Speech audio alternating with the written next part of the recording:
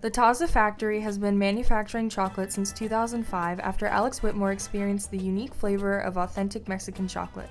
Alex sources his cocoa beans from various regions in South America, and these are then brought to the factory in Massachusetts.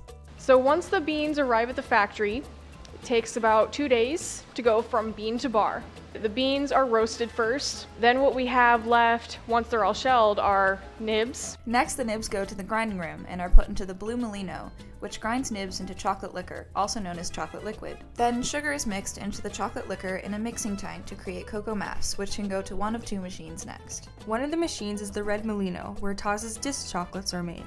The red molino stone grinds the chocolate, and a conveyor belt takes the chocolate through a pipe into a holding tank. The other machine is the stone roll refiner, which is used to make smooth chocolate, such as the amaze bars and the origin bars. The next step is to add flavor. The holding tank can add liquid flavors such as raspberry oil, and the blue molino can add more solid flavors like cinnamon and almonds. There are pipes from the holding tanks, and the pipes just take the chocolate up into the tempering machine.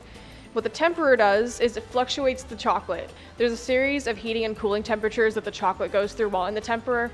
That allows the chocolate to have a crystalline structure. The chocolate is then deposited into molds and brought to a cold room to harden.